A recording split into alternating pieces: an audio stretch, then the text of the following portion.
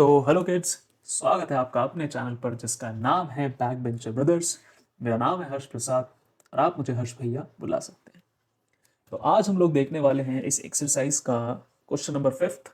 Most probably ये last या second last question है इसका। और उसके बाद हम लोग क्या करने वाले हैं, या तो नया चैप्टर स्टार्ट करेंगे या फिर ग्राफ्स के ऊपर चलेंगे। ठीक है, सो ज़्यादा नहीं सोचते, सबसे पहले इस वीडियो को पॉज करो। ठीक है, जाओ और इस क्वेश्चन को पढ़ो और सॉल्व करो। ठीक है, खुद से सॉल्व करो, उसके बाद मैं सॉल्व कराता हूँ। ठीक है, ठीक है। तो आई होप तुम लोगों ने क्वेश्चन पढ़ा होगा, खुद से सॉल्व किया होगा और कुछ ना कुछ इसका आंसर ज़रूर निकाला होगा। जो भी आंसर आया वो कमेंट सेक्शन में ज़रूर टाइप करना और मेरे को बताना कि तुम्हारा क्या आंसर आया है। तो अब स्टार्ट करते हैं इस क्वेश्चन को सॉल्व करना। ठीक है, तो क्या है इस क्वेश्चन में बेसिकली तुम्हें न्यूमरेटर और डिनोमिनेटर को निकालना है। ठीक है, बस तुम्हें कुछ बता रखा है कि मान लो कि एक फ्रैक्शन जो है वो 9/11 हो जाती है अगर हम लोग ऐड करते हैं क्या, 2 in both numerator and denominator. अगर न्यूमरेटर और डिनोमिनेटर में 3 3 ऐड करते हैं तो वो एक फ्रैक्शन तुम्हारी क्या बन जाती है, 5/6। तो फ्रैक्शन ढूंढो। ठीक है, तो सीधी सी बात है, देखो फ्रैक्शन कब बनती है, ये हमने आई गेस सेम टाइप का क्वेश्चन एलिमिनेशन में भी देखा था, बट यहाँ फिर से देखते हैं। तो ये बताओ फ्रैक्शन कब बनती है। फ्रैक्शन तब बनती है जब उसमें क्या हो, एक न्यूमरेटर हो और दूसरा डिनोमिनेटर हो। इन्हीं दोनों की हेल्प से फ्रैक्शन बन जाती है। जैसे कि क्वेश्चन में जो दे रखा है, जैसे कि 5/6, जैसे कि 9/11, जैसे कि 2/3। ये सब क्या तुम्हारी, ये सब क्या है, फ्रैक्शंस हैं। ठीक है, सो क्या करते हैं, अभी के लिए इसे हटा देते हैं। ठीक, इन सबको हटा देते हैं। तो हमें क्या करना है इस क्वेश्चन में, हमें ये करना है इस क्वेश्चन में कि हमें न्यूमरेटर और डिनोमिनेटर को निकालना है। तो सबसे पहले इन्हीं को लेट कर लेते हैं। सो लेट न्यूमरेटर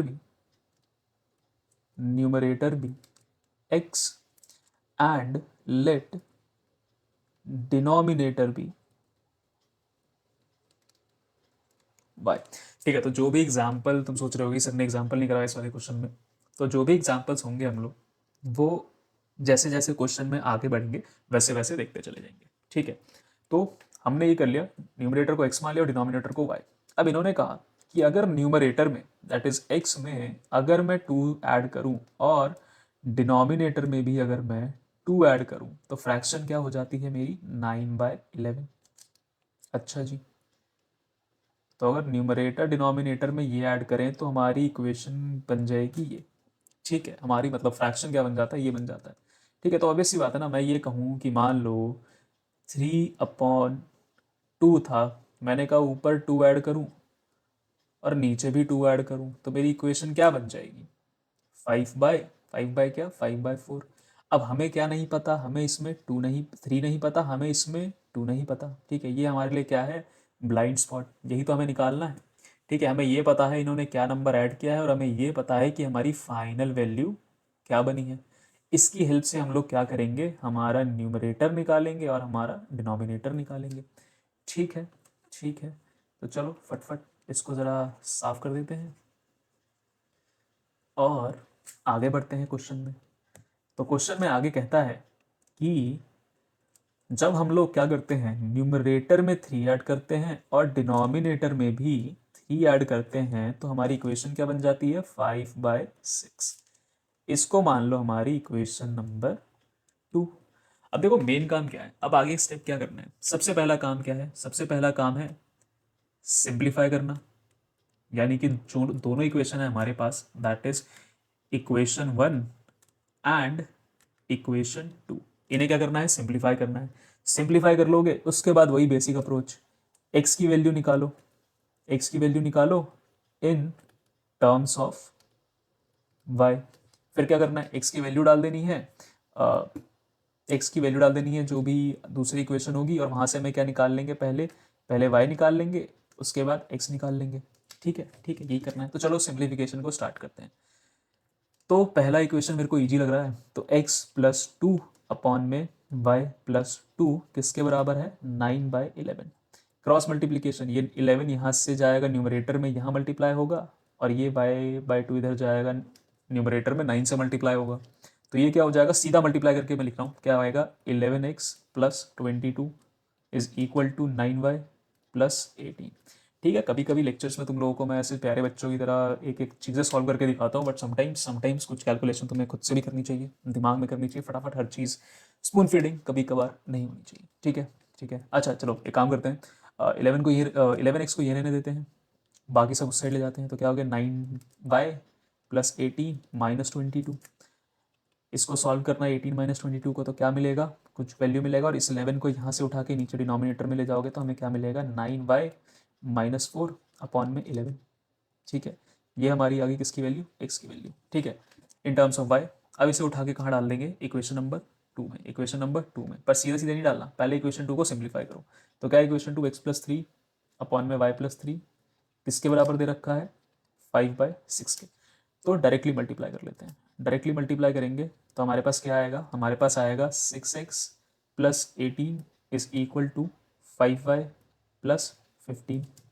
ठीक है, 6 को इससे किया, y को इससे किया, आगे x को यहीं रहने दो, x को यहीं रहने दो। ठीक है, इवन y को इस साइड ले आओ तो y क्या हो जाएगा, -5y किसके बराबर हो जाएगा, -3 के। कैसे, ये 18 प्लस का यहाँ जाएगा माइनस का हो जाएगा, तो 18 में से 15 गए बचे 3, साइन आ जाएगा बड़ी वाली वैल्यू का, दैट इज माइनस। तो क्या मिल जाएगा हमें, -3। क्या मिल जाएगा, -3। ठीक है, ठीक है। अब हमें क्या करना है, यहाँ पे डालनी है एक्स की वैल्यू। तो एक्स की वैल्यू डालते ही क्या हो जाएगा, ये हो जाएगा 9y -4 अपॉन में 11। क्या दे रखा है, -5y किसके बराबर है, -3 के। ठीक है, इसको ज़रा यहाँ जगह में जो जगह बची है यहाँ पे सॉल्व करते हैं। तो यहाँ पे क्या आएगा, 6 9 ज़ा 54y, सॉरी 54y, 54y, 6 4 ज़ा 24 अपॉन में 11 -5y किसके बराबर, -3 के। एलसीएम ले लो, 11 और 1 का एलसीएम लोगे तो क्या हो जाएगा, मल्टीप्लाई करके मैं सीधा लिख रहा हूँ 44y -24 -55y। ठीक है, अच्छा चलो लिख ही देता हूँ, किसके बराबर हो जाएगा, -3 के। ठीक है, ये क्या हो गया, 54 और -55y में क्या बचेगा, माइनस का 1 माइनस का 1y -24 किसके बराबर, -33 के। इसको उधर लेके जाओ तो ये क्या हो जाएगा, 24 में से 33 गए, कितने बचेंगे, 9। 9 कौन सा बचेगा, -9, और y क्या आ गया हमारा, 9। y क्या आ गया हमारा, 9। कुछ नहीं है, कुछ नहीं है लीनियर इक्वेशन में, सिर्फ और सिर्फ क्या है, calculations, multiplication addition division, multiplication addition division. जितना ज़्यादा इस पे फोकस करोगे उतने जल्दी आंसर्स आएंगे और उतने ही करेक्ट आंसर आएंगे। ठीक है, काफ़ी बच्चे सोचते हैं कि कोई ऐसे अलग सा जादू बता दो कि कैसे क्वेश्चन जल्दी सॉल्व हो जाएंगे। कहते हो कोई जादू नहीं है। ठीक है, अगर कॉम्पिटिटिव एग्जाम्स की बात होती तो ऑब्वियस सी बात है, हिट एंड ट्राई करते, कुछ और देखते, बहुत सारी चीज़ें होती हैं वहाँ पे, अलग तरीके से चीज़ें चलती हैं, ट्रिक्स भी होती हैं। बट तुम बोर्ड्स का एग्ज़ाम देने जा रहे हो, बोर्ड्स के एग्ज़ाम में हर चीज़ें डिटेल में एक्सप्लेन करनी पड़ती है। तो जब डिटेल में एक्सप्लेन करना पड़ता है तो तुम्हें हर एक स्टेप पर कैलकुलेशन का ध्यान रखना पड़ता है। ठीक है, इसीलिए ध्यान लगाया करो किस पे, अपने बेसिक मल्टीप्लिकेशन डिवीजन एडिशंस पे। ठीक है, आगे बढ़ते हैं। अब क्या करना है, एक्स में यहाँ पे 9 में जो y की वैल्यू थी उसकी जगह क्या डाल देना है, 9। तो 9 इंटू 9 -4 अपॉन में 11। 9 9 ज़ा 81 -4 अपॉन में आ गया आपका 11, कितना बचेगा, 77 अपॉन में 11, कटा कटा, x की वैल्यू क्या आ गई, 7। तो ठीक है भैया जी, आपके आपके जो न्यूमरेटर है, न्यूमरेटर को क्या माना था हमने, न्यूमरेटर को माना था x, वो क्या आ गए 7। डिनोमिनेटर को माना था y, वो क्या आ गया 9। तो हमारी फ्रैक्शन क्या बन गई, हमारी फ्रैक्शन बन गई 7/9। क्या बन गई, 7/9। ठीक है, ये आ गया हमारा फाइनल आंसर। ओके ओके, चाहो तो वेरीफाई भी कर सकते हो, 7 में 3 जोड़ो और 9 में 3 जोड़ो, क्या आएगा, 10/6 काटोगे तो क्या बचेगा, 10/12 5/6 बचेगा। बिल्कुल सही है, बिल्कुल सही है, बिल्कुल सही है। ठीक है, ठीक है। सो आई होप तुम लोगों को पसंद आया हो ये लेक्चर। पसंद आया तो ज़रूर ज़रूर ज़रूर ज़रूर लाइक करें, सब्सक्राइब करना और अपने दोस्तों के साथ ज़्यादा से ज़्यादा शेयर करना। ठीक है, एक क्वेश्चन और बचा है, ये एक्सरसाइज हो जाएगी ख़त्म, फिर हम आगे बढ़ेंगे। तुम्हारे हाफ ईयरली से पहले, हाफ ईयरली से पहले इतना तो पक्का है कि मैथ्स और साइंस, क्या मैथ्स प्लस साइंस के 50% of the book, 50% of the book की बात करो, not syllabus, 50% of the book complete हो जाएगी। इतना तो पक्का है, एज इन जितना आ रहा होगा उसमें से मैक्सिमम पार्ट हम लोग कंप्लीट कर लेंगे। ठीक है, तो स्टे ट्यून्ड। अब से आई विल ट्राई कि रोज़ एक वीडियो आए। ठीक है, रोज़ एक वीडियो आएगी, पक्का आएगी, तो ज़रूर फॉलो करना। ठीक है, इंपॉर्टेंट क्वेश्चंस मेरे को भेजते रहना, मैं वही इंपॉर्टेंट क्वेश्चन सॉल्व करके तुम्हें भेजता रहूँगा। ठीक है, सो तब तक के लिए टेक केयर किड्स, मिलते हैं लेक्चर में, तब तक के लिए बाय बाय।